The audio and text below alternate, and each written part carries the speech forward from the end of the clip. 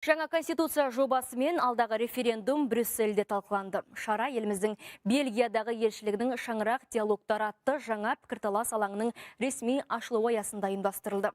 Басқосуға қатысқан Еуро институттардың сарапшылар қауымдастығы мен бұқаралық ақпарат құралдары өкілдері Қазақстандағы соңғы реформаларды кеңінен талқылап, өз бағаларын берді.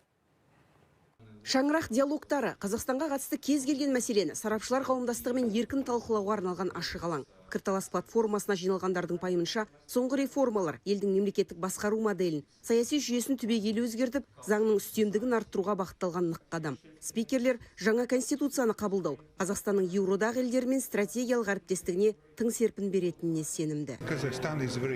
Қазақстан ерекше ел, әрі орталық Азиядағы аймақтық ынтымақтың қуатты қозғаушы күші. Елдеріңіз Еуропалық одақ үшін де өте жауапты халықаралық серіктес. Қазақстан өзінің даму перспективаларына айқын көзқарасы бар аймақтағы заманауи мемлекет, жаһандық аренадағы маңызды ойыншы.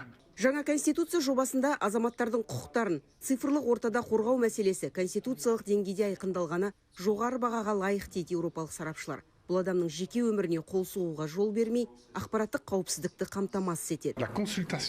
Адам құқығы мәселесін талқылауға халықты жұмылдырып, мүдделі тараптардың кеңесіне құлақ түрусінде ауқымды шаралар атқарылғанына тәнтімін. Бұл шынында адамға бағытталған конституция болары сөзсіз. Қазақстанның осы тәжірибесін институционалды тұрғыдан бір орында тұрып қалған менің елім Бельгияға енгізсек жақсы болар еді. Сол үшін елшілеріңізден жол картасымен бөлісуді сұрадым. Атазаң жобасында тәуелсіздікті нығайту, ұлттық мүдде, білім мен ғылым, инновацияны дамыту сынды өзекті мәселелерге басымдық берілгенінде сарапшылар қызу талқылады. Тың өзгеріс қоғамдық келісімді күшейтіп, Қазақстанның бәсекеге қабілеттілігін арттырады дейді шетелдік сыншылар.